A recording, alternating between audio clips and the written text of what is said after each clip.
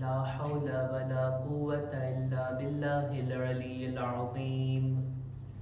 أعوذ بالله من الشيطان الرجيم. بسم الله الرحمن الرحيم. الحمد لله الذي جعل الحمد مفتاحا لذكره وسببا للمزيد من فضله ودليلا على آلائه وعظمته. ثم الصلاة والسلام والتحية والإكرام على خير خلقه وأفضل بريته حافظ سره ومبلغ رسالاته الذي سمي في السماء بأحمد وفي الأرض بأبي القاسم محمد. اللهم صل على محمد وآل محمد وعلى أهل بيته الطيبين الطاهرين المعصومين المظلومين ولعنة الله على أعدائهم أجمعين. أما بعد فقد عن رسول الله صلى الله عليه وآله وسلم أعظم العبادة أجرا أخفاها. صلوات پر محمد وآل محمد. اللهم صل على محمد وآل محمد. શબ જુમા કે જે ઇબાદતની રાત છે, બંદગીની શબ છે, ખુદાની બારગાહમાં દુઆઓ કરવાની અને આપણા ગુનાહોની તૌબા કરવાની આ રાત છે. આખા અઠવાડિયાની અંદર શબે જુમા અને જુમાનો દિવસ એનો મર્તબો એક ખાસ છે અને આ શબે જુમા અને જુમાની અંદર આપણી જે કંઈ ઇબાદતો છે એનો સવાબ અનેક ગણો થઈ જાય છે. સાથોસાથ ગુનાહ પણ ખુદાના ખાસ્તા જો આ શબમાં અને જુમાના દિવસે કરવામાં આવે તો એનો અઝાબ પણ વધારે છે. હુરમત જાળવવી જોઈએ શબે જુમાની અને જુમાના દિવસની. આપણે આ શબની અંદર અને આખા અઠવાડિયામાં જ્યારે પણ ઇબાદતો કરીએ, અલ્લાહની બંદગી કરીએ, કોઈ પણ નેક કામ કરીએ, એના માટે રિવાયતોની અંદર એક કાયદો બયાન થયો છે કે જો આપણે આપણી નેકીના સવાબમાં વધારો કરવો હોય ને, જો આપણે આપણા ઇબાદતોના સવાબમાં વધારો કરવો હોય ને, તો આપણને જોઈએ કે આપણી ઇબાદતોને અંજામ આપ્યા બાદ એને છુપી રાખીએ. કોઈ પણ નેકી કરીએ, છુપી રીતના નેકી કરીએ. લોકોની નજરોથી છુપાઈને જે કંઈ નેકીઓ કરવામાં આવે, હદીસમાં મળે છે એનો સવાબ વધારે છે. કોઈ નેક કામ હું જાહેરમાં કરી શકું અને એ જ નેક કામને હું લોકોની નજરોથી છુપાઈને કરું, ઓલી છુપી નેકીનો સવાબ વધારે છે. કોઈ પણ ઇબાદત હોય કે નેક કામ હોય, કોઈની મદદ કરવાની હોય, કોઈ દુઆ પઢવી હોય, કોઈ ઇબાદત કરવી હોય, કોઈ નમાઝ પઢવી હોય, આપણે છુપી રીતના હોય ને એનો સવાબ વધારે. આ મોકા ઉપર ક્યારેક કોઈને સવાલ પેદા થાય કે વળી આ તો સારી વાત કહેવાય, આપણે મસ્જિદે આવશું જ નહીં, બધું છુપી રીતના જ કરશું, ઘરે બેઠા બેઠા નમાઝ છુપી રીતના, મજલિસ એકલા એકલા જોઈ લેશું ઓનલાઈન, બધું તો હોય ને ટીવીમાં, મોબાઈલમાં. આના માટે આવો ગલત વિચાર પેદા ના થાય ને એ માટે આપણા ઓલમાં કહે છે જો છુપી રીતના નેકીઓ કરવાનો સવાબ વધારે, પણ એની અંદર પણ આ બાબતનું ધ્યાન રાખવું જોઈએ કે વાજિબાતને અંજામ આપવામાં, જો જાહેરમાં અંજામ આપવામાં આવે ને તો એ મતલૂબ છે, એનો ફાયદો વધારે છે, બીજા લોકો અંકુરાજે પણ થશે અને એ કામો વાજિબાતને જાહેરમાં અંજામ આપવા એ સારી વાત. નમાઝ આપણે પઢવી છે, વાજિબ નમાઝ આવીએ જમાત સાથે અદા કરીએ, અવ્વલ ટાઈમે પઢીએ. પણ કોઈને નમાઝે શબ પઢવી હોય તો એ પોતાના ઘરમાં પઢે, એનો સવાબ વધારે. વાજિબાત અદા કરવા હોય, કોઈ વાજિબ હક પોતાના માલમાંથી આપતો હોય, ખુમ્સ આપતો હોય તો આપે, જાહેરમાં આપે કે આ મારો ખુમ્સ છે, જેથી બીજા 4 લોકોને ખબર પડે કે માલમાં ખુમ્સ આપવાનું હોય અને આ વાજિબ છે. પણ કોઈ મુસ્તહબ સદકો આપતું હોય, કોઈ માલી નેકી કરતું હોય, એને છુપાવવાનો હુકમ છે. રોઝા જેવી ઇબાદત, આપણે ઇફતારમાં જાશું, લોકોને ખબર પડી જશે મેં રોઝો રાખ્યા છે, ના, ઈ બાબત નથી. હજ જેવી ઇબાદત આપણે એને છુપાવી નથી શકતા, ઈ તો સાથે મળીને જ કરવાની છે. મુસ્તહબ નેકીઓ, ઈ બાબતો કે જે ઇન્સાન છુપી રાખે ને ઈ વધારે સારો. વાજિબાત, પોતે બંદો પોતાની વાજિબ નમાઝ જાહેરમાં પડે, પોતાના બાલ બચ્ચાઓને પણ ઉત્તેજન મળશે કે આ નમાઝનો ટાઈમ છે, આપણે વાજિબ નમાઝને અદા કરીએ. હું એક હદીસને બયાન કરું. રસૂલે ખુદા સલ્લલ્લાહુ અલૈહિ વસલ્લમ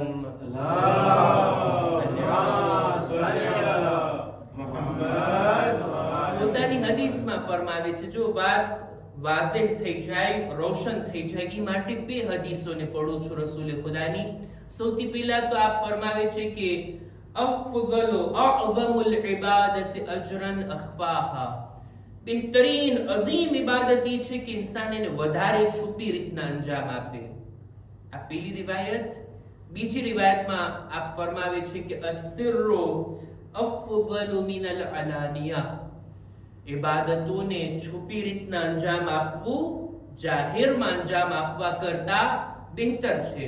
ત્યારબાદ આગળ કે છે વલ અલાનિયતુ લિમન અરાદલ ઇક્તિદા, કોઈ માણસ એમ ચાહતો હોય કે વાજિબાતમાં લોકો મારી જેમ બીજા પણ વાજિબાત અદા કરતા થઈ જાય, એને જોઈએ કે એ જાહેરમાં પોતાની વાજિબાતને અંજામ આપે.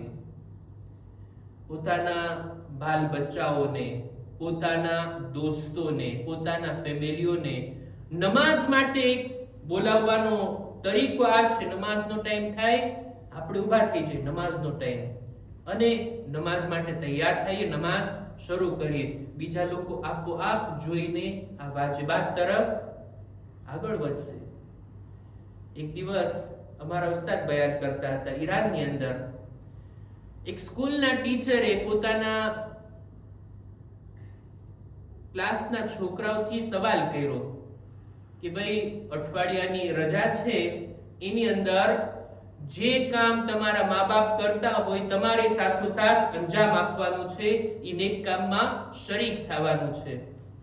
અઠવાડિયું પૂરું થયું, રજા પડી ગઈ, અને રજા પૂરી થઈ એટલે ક્લાસની અંદર છોકરાઓથી સવાલ થયો કે ભાઈ, તમારા મા બાપે શું કયું ખાસ કામ કર્યું આ છુટ્ટીઓમાં કે તમે એમનો સાથ આપ્યા? કોઈ કહે છે અમે ઝિયારતમાં ગયા હતા, કોઈ કહે છે અમે ફરવા ગયા હતા, કોઈ કહે છે અમે ફલાણું નેક કામ કર્યું, અમે દુઆના પ્રોગ્રામમાં ગયા હતા, અમે શબે જુમામાં ગયા હતા. આ બધી વાત. આ ટીચરે પણ પૂછ્યું, તમે નમાઝે જમાતમાં ગયા હતા? તમારા બચ્ચા, તમારા મા બાપ જ્યારે નમાઝ પડતા હોય તમે એની બાજુમાં ઉભા રહીને નમાઝ અદા કર્યા? અમુક છોકરાઓ કીધું હા, જ્યારે પણ નમાઝનો ટાઈમ થતો અમે ઘરમાં એક સાથે બધા નમાઝ પડતા. એક છોકરો ઊભો થઈને કહે છે કે ના, અમે તો નમાઝ જમાત નથી કર્યા, અમે તો નમાઝ સાથે નથી પડતા. એટલે સવાલ કરે છે કે ભાઈ, તારા પપ્પા ઘરમાં નમાઝ નથી પડતા, તો એની સાથે કેમ ઉભા ના રહ્યો અને તે સાથે નમાઝ ના પડી, કે ફરવા નથી ગયા, બીજા કોઈ નેક કામ કરવા નથી ગયા? એટલે સવાલ થયો કે ઘરમાં તારા પપ્પા નમાઝ પડતા હોય તો એની સાથે નમાઝ પડતો? તો કહે છે ના, હું એમની સાથે નમાઝ ના પડતો. એ છોકરો એટલો માસૂમ નાનો બાળક, એને તરત જ કીધું કે મારા પપ્પા નમાઝ જ નથી પડતા. એટલે આ ટીચરના માટે સવાલ ઉભો થયો. તપાસ કરી કોણ છે એના પપ્પા. જાણવા મળ્યું કે એના પપ્પા મૌલાના છે, આલિમે દીન છે. અને આ બાળક એમ કહે છે કે નમાઝ નથી પડતા. એટલે શું? જાણવા મળ્યું કે આ આલિમે દીન છે, પેશ નમાઝ છે, એક મસ્જિદના, પોતાની બધી નમાઝો જમાત સાથે મસ્જિદમાં પડી છે, ઘરમાં નથી પડતા કે બાળકો એને જોઈને કોઈ એવો ટાઈમ સરખો નહોતો આવતો કે બાળકો પણ સાથે આવે અને આમને પણ ઘરમાં પડવાનો મોકો નહોતો મળતો. બહેરહાલ એક ગેરસમજ હતી કે જે આ રીતના પેદા થઈ. હું આ વાતથી બયાન ઈ કરવા માંગુ છું, જેમ અમારા ઉસ્તાદે કીધું કે આપણે જેમ નમાઝો, વાજિબ નમાઝો પોતાના ઘરમાં પડીએ, પોતાના બાળકોને પણ લાવીએ મસ્જિદની અંદર, અને આ ઇબાદતો એના માટે ઉત્તેજન પેદા કરવા માટે એ લોકોને સાથે લાવી અને આપણે એ લોકોને આ વાજિબાત અદા કરવા તરફ પ્રેરિત કરીએ. વાજિબાત અદા કરવામાં ઈ નેકીઓ કે જે આપણા ઉપર ફરજ છે એને અંજામ આપવામાં, બીજા લોકો આપણાથી નમૂનો મેળવે એ માટે વાજિબાતને આપણે જાહેરમાં અંજામ આપીએ, સારી વાત, પણ બીજી બધી મુસ્તહબ નેકીઓ એને આપણે છુપી રીતે અંજામ આપવી, ઈ મતલબ છે. એક સલવાર પર મુહમ્મદ વાલે મુહમ્મદ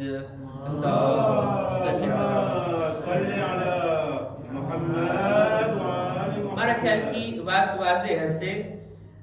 કોઈ માણસ મુસ્તહબ નેકી કરે, નમાઝે શબ પઢે, કોઈ ગરીબની મદદ કરે, છુપી રીતના સદકો આપે, આ ઇમામોની સીરતમાં હતું. આપણા 8મા ઇમામ ઇમામે અલી રઝા અલૈહિ સલામ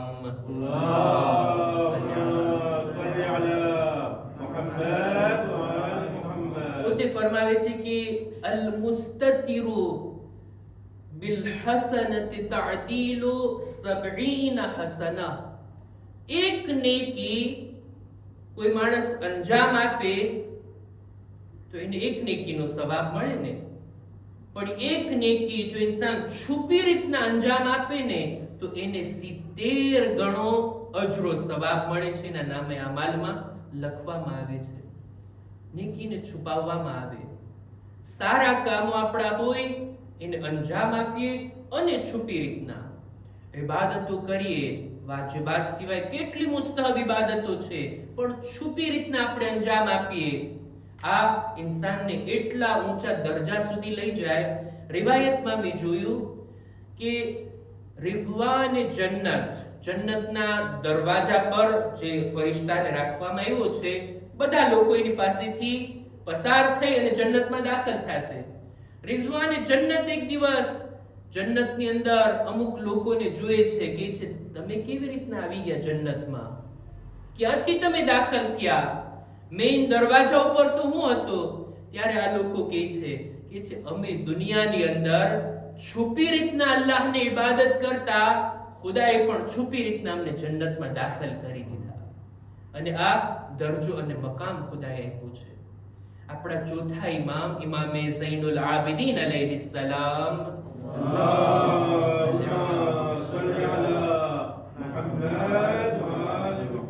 પોતે જ્યારે પણ હજની સફરમાં જાતા તો કોઈ એવા કાફલાની અંદર શામિલ થઈ જતા કે ઇમામ એને ઓળખી ના શકતા, ઇમામને એ લોકો ઓળખી ના શકતા હોય. છુપી રીતના ઇમામ હજમાં જનારા કાફલાની સાથે થઈ જતા. શા માટે? ઇમામથી પૂછવામાં આવ્યું, ભાઈ એવા લોકો સાથે જાઓ, એવા તમારા અસહાબની સાથે જાઓ, તમારા કબીલાના લોકોની સાથે જાઓ, બધાની સાથે. કે છે ના, હાજીઓની ખિદમત કરવાનો મોકો મને મળે ઈ હેતુથી હું છુપી રીતના જાઉં છું. જો લોકોને ખબર પડી જાય કે હું ફરઝંદ રસૂલ ખુદા છું, મને ખિદમત કરવા નહીં દે, ઈ લોકો મારી ખિદમતમાં લાગી જશે. અને હું ઈ નથી ચાહતો કે રસૂલના નામથી લોકો જરૂરત કરતા વધારે મારો એહતરામ કરે. રસૂલના નામનો ઉપયોગ કરીને મેં ક્યારેય ફાયદો નથી ઉઠાવ્યો, ક્યારે લોકોથી માલ કે ખાવાનું નથી મેળવ્યું કે હું રસૂલની ઔલાદ છું, મારો હક મને આપો નહીં. ઇમામ કે છે હું છુપી રીતના લોકોથી આ રીતના સમાઈ જાઉં છું, એ લોકોની સાથે શામિલ થઈ જાઉં છું, જેથી મને નેકી કરવાનો મોકો મળે. એટલી હદે આપણા ચોથા ઇમામની જિંદગીમાં જોવા મળતું કે ઇમામનો એક કઝિન છે કે જે ઇમામની સાથે સારો વર્તાવ નથી કરતો, ઇમામના જ ખાનદાનનો, એમના જ કબીલાનો, પણ ઇમામને સારા શબ્દોથી યાદ નથી કરતો, સારો સુલુક નથી કરતો. ઇમામ જાતા એના ઘર સુધી પોતાના ચહેરાને છુપાવીને રાતના સમયે દરવાજો ખખડાવી એના હાથમાં સિક્કાની થેલીઓ આપતા. જ્યારે ઓલો લેવા આવતો ત્યારે આમના વખાણ કરતો, તમે કેવા સારા માણસ છો, રાતના અંધારામાં છુપી રીતના મને આપી જાઓ છો, કોઈને ખબર નથી પડતી. પણ મારો કઝિન ચોથા ઇમામનું નામ લઈને કહે છે, ઈ તો જરાય સિલ રહેમ નથી કરતા, ઈ મારું ધ્યાન નથી રાખતા અને એમના મોઢા ઉપર જ એમની બુરાઈ કરતો. આ સિલસિલો ઘણા સમય સુધી ચાલ્યો, ઘણા ટાઈમ સુધી ચાલ્યો. અને એક દિવસ જ્યારે ચોથા ઇમામની શહાદત થઈને ત્યારે આ રાઝ ખુલે છે કે આ આવનાર બીજા કોઈ નહીં, ઈ જ ચોથા ઇમામ હતા કે એમના મોઢા ઉપર હું એમને બુરા શબ્દો કહેતો, એમને ઓળખા વગર એની સામે છું એમની બુરાઈ કરતો. અફસોસ કરે છે, પછતાય છે અને ચોથા ઇમામની કબ્ર ઉપર આવીને એટલો રડે છે, એટલો આંસુ વહાવે છે કે એ ઇમામ, તમે છુપી રીતના આવો સારો વર્તાવ કરીને ગયા, છુપી રીતના આવી નેકીઓ તમે કરીને ગયા. આ આપણા ઇમામોની સીરતમાં હતું. ખુલાસો મારો કહેવાનો મતલબ આજની મજલિસમાં આ કે ઇન્સાનને જોઈએ નેક કામો કરે, સારા કામો કરે, પણ એને છુપાવવાની કોશિશ કરે. નેકીઓ જો છુપાયેલી હોય ને એમાં રિયાકારીના ચાન્સીસ બહુ ઓછા થઈ જાય. જ્યાં સુધી આપણે બયાન નહીં કરશું કોઈને ખબર નહીં પડે, સામેવાળો બયાન નહીં કરે ત્યાં સુધી ખબર નહીં પડે. આવી છુપી નેકીઓ એનો અજરો સવાબ વધારે છે અને ગલત મેસેજ પણ ના જાય. એવું ના બને કે વાજિબાત આપણે આપણા ઘરોમાં અંજામ આપતા થઈ જાય. નહીં, વાજિબાત આપણે આપણા ઔલાદને, બાલ બચ્ચાઓને, બીજા મુમિન ભાઈઓને પણ ઉત્તેજન મળે માટે સાથે મળીને જાહેરની અંદર કરવાના છે કે જેથી આ એક જાતનું અમ્ર બિલ મારૂફ અને નહી અનિલ મુનકર પણ થાય. બસ અઝીઝો, મારી વાતને અહીંયા જ તમામ કરું. આપણે ચોથા ઇમામનો જિક્ર કર્યા. ચોથા ઇમામ કે આ શામની અંદર એમના પર એટલી મુસીબતો પડી કે ઇમામ જ્યારે પૂછવામાં આવતું, મૌલા તમને સૌથી વધારે મુસીબતો ક્યાં પડી? ઇમામ ફરમાવતા, અશામ, અશામ, અશામ. ઇમામથી મનસૂબ અશઆરની અંદર ઇમામે પોતાની મુસીબતને બયાન કરી છે કે એ મારા શિયાઓ, જાણો છો અમને એટલી જિલ્લતની સાથે એવી રીતના સાંકળોમાં બાંધીને અમને ખેંચીને લઈ જવામાં આવી રહ્યા હતા જાણે એવા ગુલામોને ખેંચીને લઈ જવામાં આવે કે જેનો કોઈ મદદગાર ના હોય. અમે એવા હલકા લોકો તો ના હતા, એમ છતાંય આટલો બુરો સુલુક અમારી સાથે કરવામાં આવ્યો. અમારા જદ તો રસૂલ ખુદા છે, અમારા બુઝુર્ગ તો અમીરુલ મુમિનીન છે. એ કાશ હું દુનિયામાં ન આવ્યો હોત અને આવી રીતના યઝીદની સામે મને લાવવામાં ન આવ્યો હોત. કોઈ ચોથા ઇમામના દિલથી પૂછે કે કેટલી મુસીબતો ઇમામે શામના દરબારમાં જોઈ છે. એક જવાન કે જેના સામે એના બાબાના સરને રાખવામાં આવ્યું હોય અને એનાથી જાલિમ બેઅદબી કરતો હોય અને ઇમામ કઈ ના કરી શકે. ઇમામના દિલની હાલતને કોઈ જાણે. યાદ કરો એ મોકાને જ્યારે ઇમામના સરને તશ્તમાં રાખવામાં આવેલ હતું અને જ્યારે યઝીદ હાથમાં લાકડી લઈ આવી બેઅદબી કરી રહ્યો હતો. ઇમામની દીકરી, ઇમામ હુસૈનની દીકરી જનાબે ઝૈનબથી લીપટીને કહે છે, હે ફૂફી અમ્મા, તમે જુઓ છો મારા બાબાના હોઠથી, એમના ચહેરાથી કેવી બેઅદબી કરવામાં આવે છે. જનાબે ઝૈનબા મોકા ઉપર ચિલ્લાવીને કહે છે, હે યઝીદ, તારા હાથને રોકી દે. અફતવરિબુહા, તું ઈ હાથથી ઈ સરને મારી રહ્યો છે કે જે વધારે સજદા કરવા વાળો હતો, જે સર વધારે ખુદાની બારગાહમાં સજદામાં ઝૂકતું હતું, ઈ સર કે જેનાથી કુરાનની તિલાવતનો અવાજ આવી રહ્યો હતો. એ જાલિમ, તારા હાથને રોકી દે. આ સરને રસૂલે ખુદા ચૂમતા. અલા લઅનતુલ્લાહ અલલ કૌમિલ ઝાલિમીન وسيعلم الذين ظلموا أي منقلب ينقلبون إنا لله وإنا إليه راجعون. परवरदिगारा हमारी आ मुख्तसर इबादत ने कबूल फरमा. खुदाया हमारा माँ बाप ना गुनाहों ने माफ कर, हमारी औलाद ने नेक तौफीक अता कर. દરેક મુમિનીન મુમિનાતની જાન માલ ઇઝ્ઝત આબરૂની હિફાજત ફરમા. ખુદાયા જો બીમાર છે ખાસ કરીને માજી પ્રમુખ સાહેબની સેહત ઓ સલામતી માટે અમે દુઆ કરીએ છીએ. ખુદાયા એમને શિફાએ કામિલા અતા કર. ખુદાયા અમારા બદનમાં પણ સલામતી આપી દરેક બીમારીઓથી અમને મહેફૂઝ રાખ. ઝમાનાના ઇમામના ઝુહૂરમાં તાજીલ ફરમા. અમારો શુમાર એમના સાથીઓમાં કર. ربنا تقبل منا إنك أنت السميع العليم